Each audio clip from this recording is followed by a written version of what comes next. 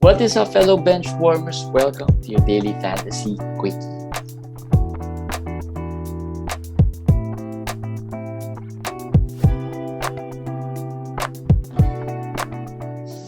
What's up, guys? Welcome to your quickie today.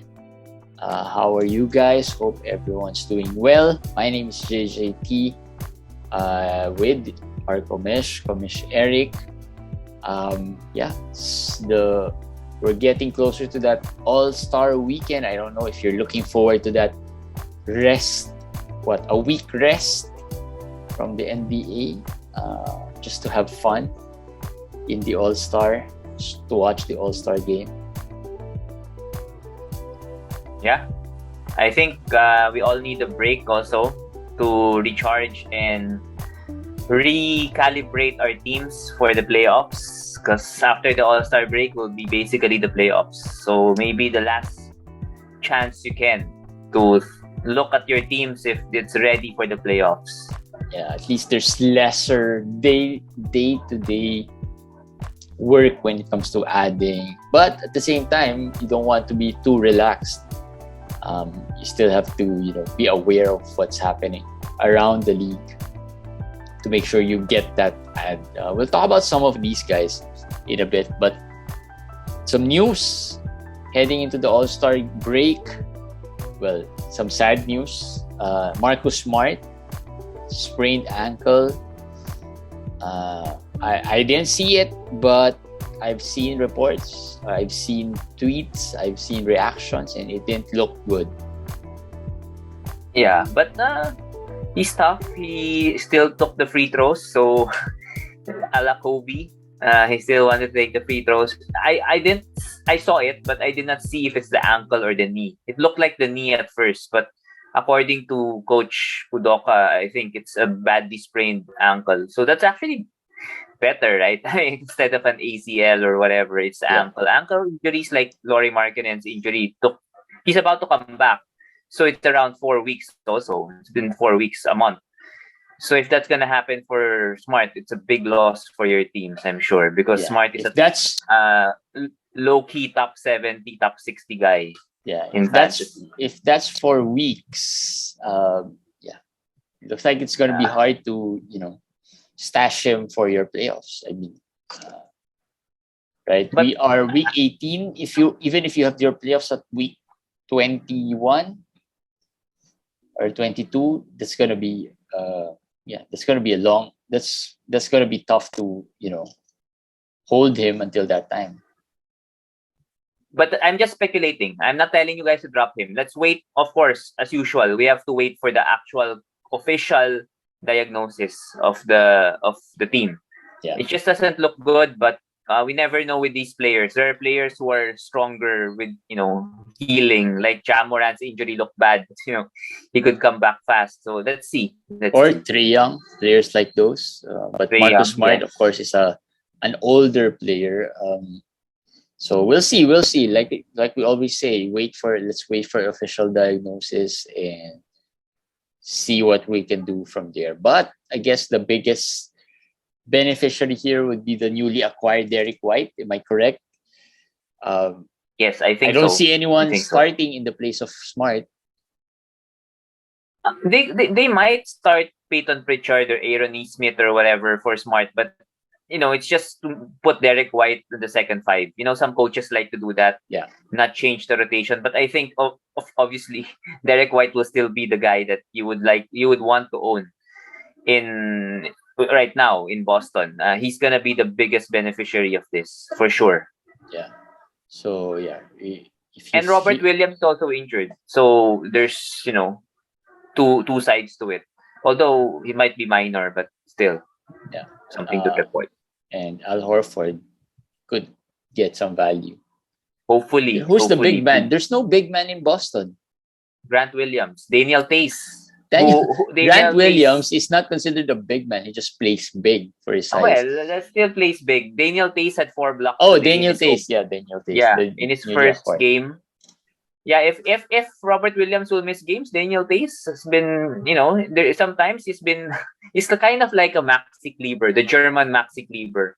There will be games Yeah. where like, why did I add this guy? This guy's 8 points, 2 steals, 3 blocks. Add him, and when you add him, he doesn't do anything. But Maxi he has, Kleber had a game today. yeah, Had a really good game today. yeah, Had 5 blocks, right? Um, um, and you'll add him. yeah, I regretted because I dropped him in one league because he Exactly. wasn't doing well, right? The last game, I think he had 0 points, 8 rebounds, not much there.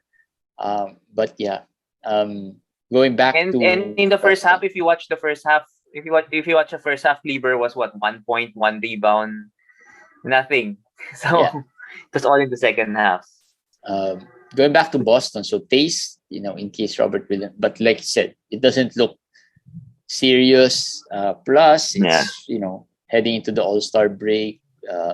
Next week he could be fine. He could be fine already. So just hold on to it. Anthony Edwards is another player who got hurt today.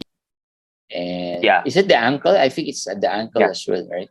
It's the ankle. The same ankle that he kept on spraining a couple of games ago. Remember, he has always had this scare, but he has always come back to play. Today, he wasn't able to.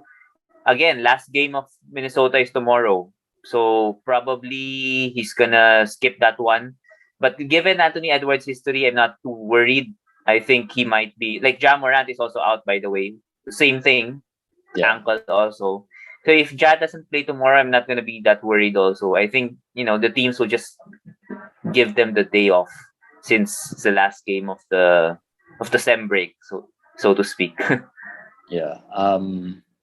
Grayson Allen is another player who we thought would benefit from Pat Connaughton's absence, but yeah, he also got injured. I didn't note what's the injury of Grayson. I Yeah, did hip injury, all right. the hip, the, the hip injury. It's the same injury that has been bothering him for a while also. So this doesn't look that good because it keeps on recurring. The problem with the Bucks, we're now gonna go to Jordan Nwora territory. They're signing the Andre Bembry, who we know with the Nets had some good games here and there. So it's probably gonna be Nwora, Bembry, and Lindell Wigginton. He's the three remaining guards of Milwaukee. Who I'm not excited with any of those, but Nwora has shown that he could be, good with given minutes, and he's gonna Yeah. get minutes right now. So watch out for Nwora. Yeah. Who else? Ja Morant is out still. Yes. So something to monitor as well. Tyus Jones had a really great game today. Yeah, probably one of our buy players in case he misses more time. Ja Morant, or streaming. Yeah, in case tomorrow Yep. he misses. Ja Morant misses time. Yeah, but nothing too concerning, I guess, with Ja at this point. As Ja owners, I don't think you'd have to be concerned. It's just a tweak. I don't think it's serious. He's gonna play in the All-Star game. It's all good, I think. He might even play tomorrow. Yeah, we'll see. Good news though, Zach LaVine, as reported by our friend Joseph Crisostomo, who's an avid listener of the podcast. Shout out to him. Zach LaVine's knee looked good based on the specialist report, but we'll probably get to know more in the coming days. But at least a relief there. Yeah, Billy Donovan supposedly is gonna speak about it tomorrow before the game, so let's wait for that. But as you know, our friend Joseph is always one step ahead. That's why he's so good in fantasy. He gets news ahead of time. So if you own LaVine, there's some positive news here. Probably there's a plan according to the report. There's a plan that they will follow. I don't know what it is, but we'll see tomorrow. Aside from him, Paul George, I think, also has some good news. Well, is it really good news or is it exactly a non-update? It is not a non-update. I think it's good news in a sense that well, yeah, it's a non-update because when I first saw that, it didn't really say he's, I think early March was the time that was provided, but that didn't really mean that, everything's good. It just meant that when all things, it's still the date to mark here for Paul George is the Feb 24 date. That's the date we have to watch out for and see Chris what happens Haynes, there. Chris Haynes, who reported that, has a way of, like making news seem new when it's actually nothing new. Like, if the MRI is good, he's gonna come back. Well, we all know that. Of course, he's gonna come back if it's good. Right. So yeah, it's a non-news, but at least there's a time. 2 weeks after, that's the plan. So I think, but that's close. I think that's the best case scenario. That is the best case scenario. Yeah. Yes. So I think at least if it's good, 2 weeks time, right? From that Feb 24, I guess from that February, is it from the February 24 check MRI results or evaluation? Yes, from February 24, if the report is good, they'll allow him to come back. So that's why it's the second week of March. They said they're gonna give him 2 weeks to practice, to do all those things. And if there's no setbacks within the 2 weeks, he can play. So this is the best case scenario, because if there's any little setback, this looks like the best case scenario. If all goes well, he'll be back 2 weeks from Feb 24. Which is week 21. Yeah. Which is week 21. Pretty much your playoffs. We don't know how good he can be. But yeah, it's up to you to decide how you want to take this, right? But again, if you are that in that playoff contention, I don't think you should be dropping him at this point. Just wait for Feb 24. I think that's a week from now. Wait for that and see what happens and go from there. Right? Yeah. We talked about Bembry. Bembry's headed to the Bucks. Goran Dragic was bought out. So, yeah. And of course, the one team that's interested in signing him, who else? The Lakers, right? The Lakers are interested in anyone who will be bought out this year. Well, the Lakers, the Mavs, there's the Heat, there's the Bucks. The Bucks are very, very aggressive right now. They need some help at the guard position, as we just talked about today. So yeah, it's gonna be interesting. But if he goes to the Bucks, in deeper leagues, yes, there might be some value, but it's never been that good in fantasy anymore for the past few years. So I'm not expecting a lot. But there's opportunity there if it's the Bucks or the Lakers. The Mavs, I don't see it. The Heat, I don't see it as well. So the Lakers and the Bucks would probably be my preferred destination for him fantasy wise. There might be some value if he gets to those teams that need some help. Yeah.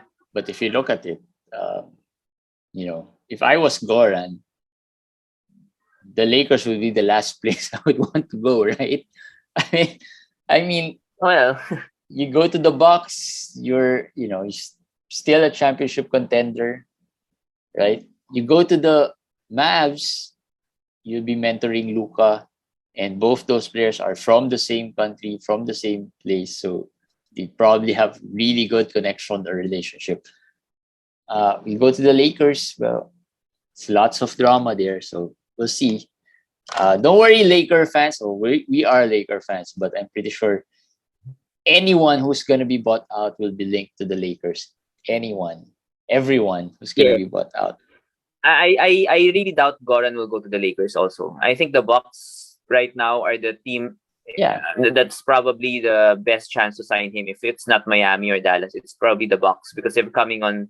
They have help. And if you're Goran, you want to win a championship, right? And so you want to win a championship while getting a chance to play. So it's the best of both worlds with Milwaukee, because there's a need.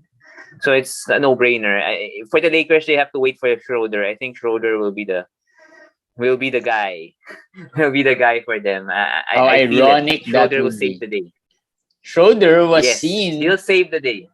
Schroeder was seen, you know, on the Houston Rockets, I think Facebook or Instagram page, right?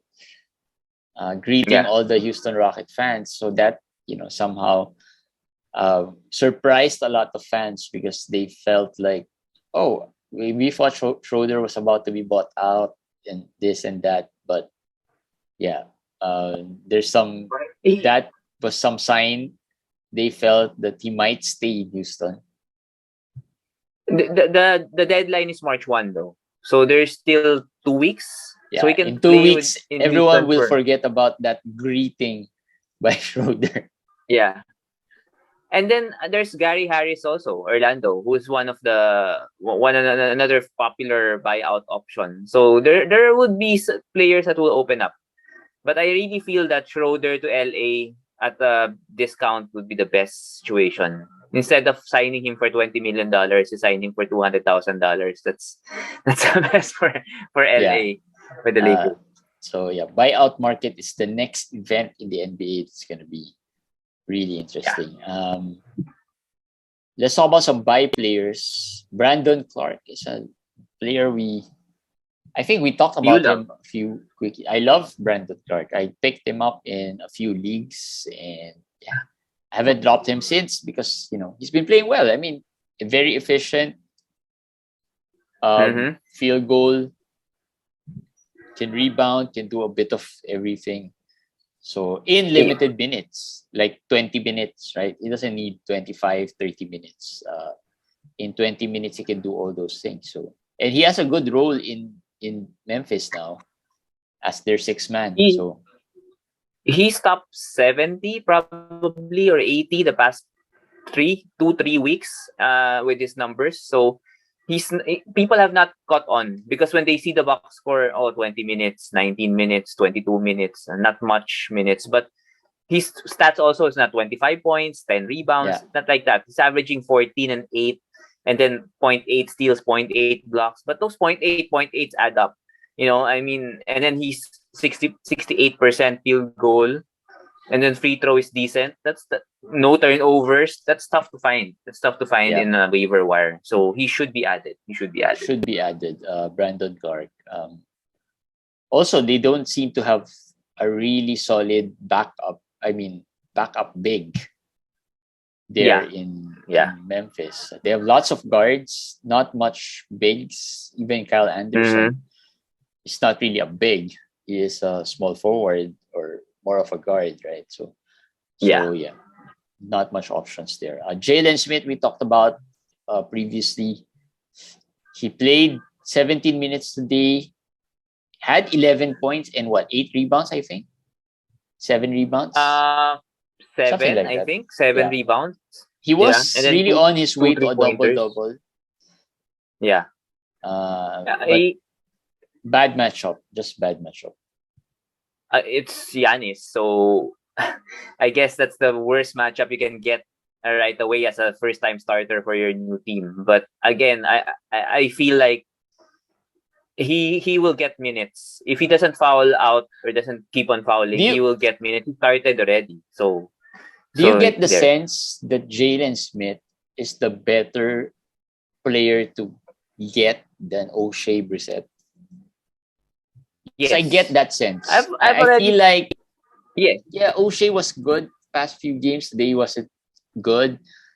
Maybe because of the matchup, like you said, it was against the Bucks, a big team somehow.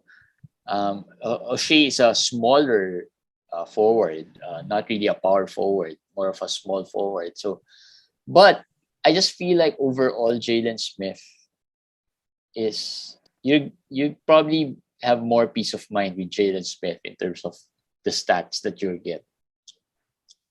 Yeah. Jalen Smith for sure. I have said that before. He's way better than O'Shea Brissett. It's just that Brissett is, old timer in the team. He knows the system. He's the guy who's gonna play first. But eventually, the more talented guy will get the minutes. He'll overtake the less talented guy. So But they're playing together now. They started Brissett at small forward. They started him at power forward. That can also happen if if Duarte misses more games. That can also happen. But for long term, I still like the upside of Jalen Smith. I like his upside. Yeah, double machine. He can be Yes. that for Indiana. And of course, I know one of our worry players is Goga. Maybe we can touch up on him. Not really the guy at this point. Everyone's hyped about Goga, but yeah, I don't think he's gonna be easy to own at this point. Yeah. You'd rather have Jalen Smith and maybe O'Shea over Goga. Yes. Especially with Miles coming back. So another player, Jackson Hayes, is another player who's been in and out of the buy list. I'm not sure. I couldn't really tell whether his performance today can be sustainable. What do you think? It's hard to tell for Jackson Hayes. I mean, he doesn't. The role isn't really set in stone. Yes, I agree with that. But again, I'm just looking at it with Devontae. That I think if they're gonna put Devontae at 17 to 20 minutes that he's getting now, it looks like it's Jackson that will benefit. He had 29 today, so they'll go big. It worked for them when Hayes started at power forward. So I think they can go back to that. I'm just betting on it. Hopefully it happens. But right now it looks like it could happen. So he's probably a good ad, speculative for the moment. 14 team, good ad. Yeah, I added him in 14 team already. I added him in 2 leagues in 14 team. I'm not saying it will work out, but you just have to add him. Plus the fact that the Pelicans have a game on the last day where there's only, 5, 6 games. They already have a game there. So I add him, I stream him there. I'll see if it's again 28, 29 minutes. I don't care about the bad games. I just want to look at the minutes. Because if it's getting to be a trend, Graham's minutes is going down. And you could see how they play McCollum. They're playing him at point guard. And if that happens, well, point guard in the sense that it's bringing down the ball. So they can go big. McCollum, Ingram, Herb Jones, right? And then Hayes and Valanciunas. That's a big lineup. That's a very big lineup. Yeah. Yes. Who else are ads here? Tyus Jones and DeAnthony Melton in case Ja Morant is out. Who would you rather have though? Melton. Still Melton. Tyus Jones is a 2-game thing. Or maybe just a 1-game thing. So it's Melton. But if it's just a stream, you're gonna drop him right away. Yeah, Tyus Jones. Yeah. I think the biggest question, let's jump over to probably one of the bigger questions I would think fantasy managers would want answered. Omer Yurtseven played today. Did he have a double-double or a near double-double, right? Near he had double. 11 points and 8, I think, something like that. Yeah. In less than 20 minutes, right? I think he played around that much. Now, Dedmon was out, I think. That's why he got minutes. So, given that he showed up and gave decent numbers, not really great numbers, decent enough for a less than 20-minute production, you think this would stick? If I'm the coach, I'm pretty sure that's the question managers are asking. Should I add him now? I can't answer that because I would have stuck with Omer. Weeks ago when Bam came back, I would have used him as Bam's backup and not Dedmon. But I don't know how the coaches think. We're not Coach Sandy. We don't see what they see. So I don't know. But I'm not adding Omer for now. There are lots of good ads like Jalen Smith. I would add Jalen Smith over Omer. But if you don't have any of those, speculative ads, 18 team, for example. Yeah, 18 team. I can do that in 18 team because I don't know who's your worst player there. It's always the question is who's your worst player that you're dropping for Omer. If you're gonna tell me it's somebody like I don't know, some Jackson Hayes. Well, Jackson is good enough already, so I won't drop Jackson Hayes for Omer. But somebody who's really, really, end of the roster, Terrence Ross kind of guy in Orlando or something like that, Nick then Batum. it's a no-brainer. Oh, that's interesting. I'll stick with Nick Batum. Nick Batum has been showing Because better Nick Batum production is one right of now. our buy players. Yes, Yeah, and of yes. course, we all know the Clippers are a mystery when it comes to who will show up. Like today, Terrence Mann didn't show up. Matchup though was not good because it's against Phoenix. We all know they're a better defensive team. But yeah, so you're going Nick Batum there. Yeah, I'm going Nick Batum. Nick Batum he's a top 100 guy. It's just that he can't stay healthy. But right now he's playing well. In an 18 team league, you need you need production. I would assume you would need production. But if you're number one, okay, go and try to get Omer. But again, remember, this is not Omer before. There's Bam. Yeah. This is just Omer backup Omer. So even if he's gonna get minutes in case the best case scenario he gets minutes. The stats that he did today, 10.7 rebounds maybe. That's probably as good as it gets. So is that enough? Right? I'm not too sure. Maybe he's gonna be a little. He's gonna get a little closer to maybe a Hassan, right? Something Best like case that. scenario. Best case scenario. Yeah, something like that. Yeah. Not really the Omer that we saw early in the season. So yeah. So Omer deeply just a watch, I guess, for now. See how the minutes are. Other buy players, just run through them. Danilo Gallinari, and of course, because John Collins will be out at least until the All-Star game. Jaden McDaniels, something to watch there because of Anthony Edwards, who could miss time. Yes. So at least in the next few days before, I think they have another game tomorrow. So tomorrow you might want to stream him and see what happens there. So yeah, those are our buy players. Worry players. Caris Levert has been coming off the bench. How worried are you about Levert? Who are they starting at shooting guard though? Okoro and Wade. They're starting Okoro, Wade, Allen, Mobley, and Garland. I don't know how long this will stick, but I think Levert should be fine. If somebody is worried about him, get him cheap. I can also see Levert sticking to the second unit as their facilitator. Possibly, I mean, they don't have any, who's their point guard? There's really no point guard with the second unit. Goodwin? Rondo. Brandon Goodwin and Rondo. So, of course, Levert is better than those two players, and it's okay to stagger the minutes. But so far, Levert has not been doing that well off the bench. So we have to see, maybe that's not his role. That's not what he wants. But I think he'll figure it out. He's cheap right now. There's a little buy low window here. He'll turn it around, in my opinion. Yeah. Desmond Bane had a rare. Well, he's been on a slump. Actually, this is not just a one-time thing for Desmond Bane. I have lots of Desmond Bane. He hasn't been as good in the past few games as before. Yeah. He had 2 good games before this game, but before the 2 good games, he had some bad games also. Yeah.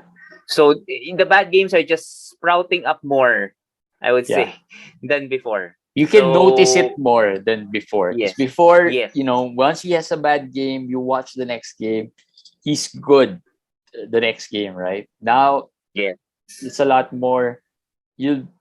He's gonna have it's like it's the other way around now. There are a little more good games than bad games than the good games. And the good games haven't been as good. We're in early in the season, really good. Like if he will wow you with the stats, they're still good for a player you pick off the waivers or your last pick guy. But yeah, he's been struggling a bit. He's a top 20 guy overall. I mean, with totals, and top 40 per game. So that's how good he has been. That's why, people will say you're too hard. Yeah, because we were thinking of, that as the standard. But I guess we have to temper that a bit. Dillon Brooks is near returning after the break. So maybe right after the break, Dillon Brooks will be there. That will hurt Bane more. So the usage we king have to in Memphis. Yeah. So yes, it's a little trend down for Bane, but nothing too serious. I think he'll still be top 50 the rest of the way. Yeah. Just let's talk about some feel good. There's Buddy Hield has been not really a revelation, but I think he has been unleashed right now in Indiana. Happier Hield, I guess. Good term, unleashed. Yeah, it seems like that. He's a starter. He plays a lot of minutes. His usage rate is now in the 28 to 30%, which is similar to stars of other teams. So Buddy Hield is saying, I'm the star of Indiana now. I mean, which, if you look at the roster, yes. I know Haliburton is the star, but Haliburton is more of a facilitator, not really a scorer. If you look at the scorer, there's only one guy there, really. Buddy Hield. There's no one there at this point. He takes 20 plus attempts nowadays. And he's been shooting well. That's another thing. Yes. He's been shooting well. And he's getting peripherals. He's getting sometimes assists. He got steals so far every game. So he's, obviously he's motivated. You can see that it's different. And that's perfect for us, Buddy Hield owners. We've been suffering for so long. Hopefully this sticks. I don't want Duarte to come back ever again. No, I have no Duarte. But the shooting is still suspect for me. I mean, he's been shooting really, really well. Yeah. But I'm expecting that to fall a bit. But at least the usage is there.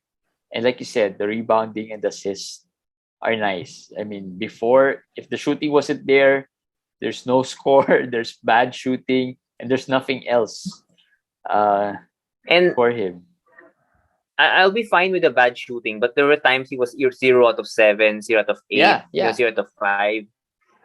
I'll take 4 out of 12. Just give me 4 threes, right? Just give me something. So I hope that would be his bad games would be something like that, like 3 out of 14. But he gave you 3 3-pointers, 1 or 2 steals, something like that. We'll take that. We'll take that from Buddy. But I'm sure the owners are really happy with Buddy Hield. Now he has played value. I think before he doesn't really have played value. I mean, he has name value, good name value, but the trade value though for Buddy Hield, really not good. Now somebody like Scotty Barnes. I'm just giving out names because you'd rather have Scotty Barnes. I'd rather have Scotty. I'd still rather have Scotty, but I mean the role though. Now it's a needs thing. If you need threes and points, of course you go with Buddy. But at least you have options, in my opinion. Like Scotty can give more all around, not as much threes, of course, and points, but all around is better. So you have options. Of course, if he continues to play out of his mind, you may go aim higher. So, but for now, maybe those kinds of players you can get ready for Buddy. But I like the role. I like the role of Buddy here in Indiana. I have one. But remember, Duarte and Miles Turner should come back. Yeah. Yeah, but Turner might help Hield a bit. I don't know Duarte. I think. I still feel like being the senior among the two, Hield will probably get a lot more usage here. But yeah, of course, that would trim down some of the usage of Hield. If Duarte comes back. So yeah, but overall, as Hield owners, we should be happy with what he has been doing here in Indiana. All right, well, that's it for our quickie for today. Hope it helped. Another great discussion about fantasy. Hope it helped you guys, and we'll see you again tomorrow. Bye.